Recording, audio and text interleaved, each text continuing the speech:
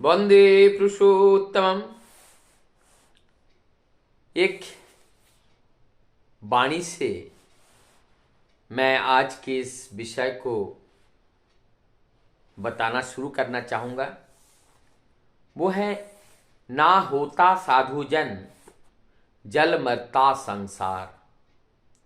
ना होता साधुजन जल मरता संसार। ये जो बात है, कहाँ तक कितना सत्य है, इस बात का शाब्दिक एवं प्रैक्टिकल इफेक्ट हमारे जीवन में एवं इस जगत पर कितना प्रभाव पड़ता है,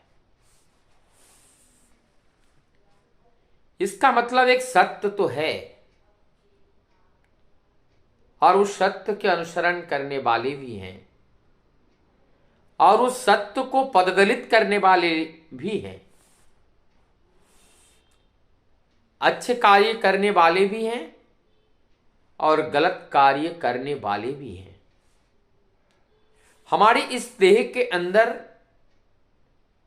हमारी इस समुद्र के अंदर, देह रूपी समुद्र के अंदर तूफान खड़ा होता है कभी कभी, और वो तूफान कभी सत्य विचारों का होता है, कभी असत विचारों का भी होता है। जीवन आगे बढ़ता चला जाता है। सत विचार को जब हम अमल में ला पाते हैं, जीवन में समृद्धि, सुख, शांति का एक प्लावन आ जाता है। लेकिन जीवन में जब असत विचार प्रभावी हो जाते हैं, जीवन अंधकार की ओर चलना शुरू हो जाता है और तब ये जीवन का पतन होता है। तो यहां पे जो बात कही गई, साधुजन यानी साधा हुआ व्यक्ति।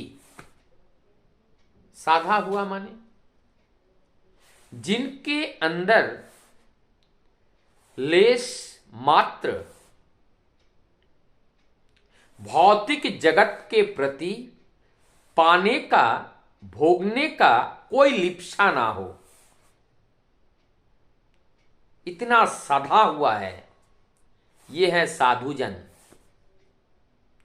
जब लेश मात्र इस भौतिक जगत से पाने का इच्छा जब नहीं होता है, ऐसे महानुभाव व्यक्तियों के द्वारा वास्तविक समाज कल्याण हो सकता है। क्यों? क्योंकि ये समदर्शी होते हैं, समभाव होते हैं, समप्रेम होते हैं। इनके पास ना तो कोई अपना ना पराया। इनके पास ये जो समदर्शी वाले व्यक्ति होते हैं, ना तो खून का रिश्ता ना तो बाहर का रिश्ता, सब में समान भाव उत्पन्न हो जाता है और यही समान भाव को ही वैराग्य कहते हैं। यही वैराग्य है।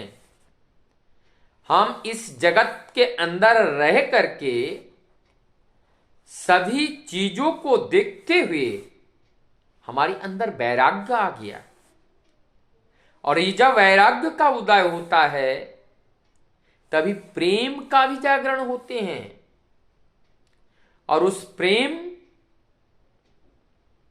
इतना उद्भासित होते हैं कि जैसे दूध को बॉयल करने पर उफान आ जाता है, ऐसा प्रेम का उफान भी होता है।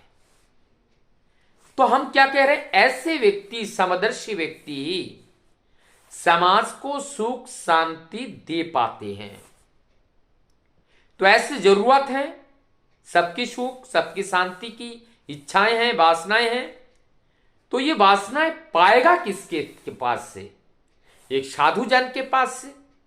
क्योंकि साधु जन अगर नहीं है तो उनके पास समदृष्टि नहीं होगा, समान विचार नहीं होगा। अगर भौतिक वस्तुओं के प्रति अगर उनका आकर्षण है तो अपने सुख को ही वो पहचान पाएगा, अपनी सुख को ही जान पाएगा, अपनी दुख को ही दुख कहलाएगा, और दूसरे का सुख दूसरे का दुख उसके बारे में वो अनदेखी हो जाएगा। तो ऐसे साधु जन से संसार की कल्याण होती है, सारे विपत्तियों का नाश होता है। और ऐसा साधु जन इस धरती पर अगर ना हो तो ये सारा संसार जल करके राख हो जाता है।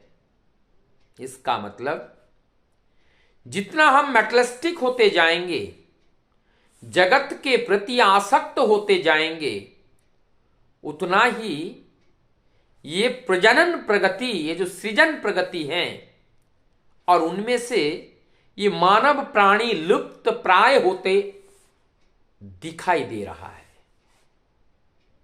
कब? यदि उस साधु जन को देखकर उस साधुता को हम जीवन में धारण नहीं कर रहे हैं तो हम सब असाधु हो जाएंगे। अर्थात कोई ऑर्डर में नहीं रहेगा, सब डिसऑर्डर हो जाएगा। नॉर्मल नहीं रहेगा, सब एबनॉर्मल हो जाएगा। स्वस्थ नहीं रहेगा, सब बीमारू हो जाएगा। तो जब सभी बीमार हो पड़ेंगे तो सब मरेंगे, और जब मरेंगे तो वो उसका नाश होगा। ठीक इसी प्रकार से नाश होता है, उसका नाश हो जाते हैं। तो साधु जन की जरूरत है, ये बात स्पष्ट हुआ है कि साधु जन के बिना धरती की रक्षा संभव नहीं है। तो अगर ये बात सत्य है तो किसी के घर में से कोई व्यक्ति अगर देश हित और दस हित के लिए घर से निकाल पड़ता है और उस साधुता सज्जनता की ओर अगर कदम रखता है तो घर के लोगों का डर पैदा हो जाता है। शायद ये घर छोड़कर चला ना जाए, ये शादी वादी ना करने का विचार ना बना ले, इनके मन में वैराग्य की भावनाएं ना आए। तो क्या चाहते हैं समाज के लोग? हमारी समाज के लोग क्या चाहते हैं कि हमारी वैराग्यता ना आए। जीवन का उद्देश्य ही है वैराग्य को प्राप्त करना। जीवन का उद्देश्य ही है साधुता को प्राप्त करना। जीवन का उद्देश्य ही है निरंतर साधते हुए चलना। और जो मास्टर के पॉइंट हैं, और वो है सत्य के अनुसरण करते हुए हमें ये साधता हुआ चलना है। लेकिन हमारे घर के लोग हम ही अगर बाहर निकल जाएं इस सत्य कार्य करने के लिए, हम अगर कहते हैं हम ब्रह्मचारी का पालन करेंगे, हम विवाह नहीं करेंगे, अनमेरिड होकर के हम प्रभु की सेवा करेंगे, कितने लोग खड़े हो जाते हैं, गलत कर रहे हैं। तो अपने जीवन में ये जो साधु प्रवृत्ति का जब हम अपनाते हैं, जीवन में चलने का प्रयास करते हैं, बाधक के रूप में अनेक शक्तियां आती हैं जो हमारी जीवन चलने के पथ पर बाधक बन जाते हैं। तो सारी ये भ्रांतियां हैं एक प्रकार का, और सारी ये बाधाएं हैं। ये सारे बाधा को दूर करके हमें आगे बढ़ना होगा, तभी हम उस परम सत्य को जान पाएंगे। तो जैसे हमारी ये बाहरी समस्या है, ऐसे अंदरूनी समस्याएं भी हैं। और जब हम अंदरूनी समस्याओं से जब हम विजय प्राप्त करते हैं तो हम बाहरी समस्याओं से अति शीघ्रता से हम विजय प्राप्त कर पाते हैं। जब दोनों जगत से हम विजय प्राप्त करते हैं तब वास्तव में हम प्रभु के हो पाते हैं, और तब हम प्रभु कार्य करने के लायक बन पाते हैं। और जब तक हम प्रभु के कार्य करने के लायक नहीं बनते हैं तब तक हम अपने जीवन में जो परमानंद की जो अनुभूति है वो अनुभूति हमें प्राप्त ही नहीं हो पाता है। तो आइए ये जाने, साधु जन ना होने से पूरा संसार ही नष्ट हो जाता है। इसलिए साधु जन की जरूरत है, क्योंकि असाधुता, अज्ञानता, अंधकारता का जो विस्तार है वो बहुत ज्यादा हो चुका है। अब जरूरत है प्रकाश की, नहीं तो ये अंधेरा दूर कैसा होगा। और ज्ञान रूपी प्रकाश की जरूरत है, और उसी प्रकाश के माध्यम से इस दुनिया एक बार फिर प्रकाशित होगा। वंदे पुरुषोत्तम।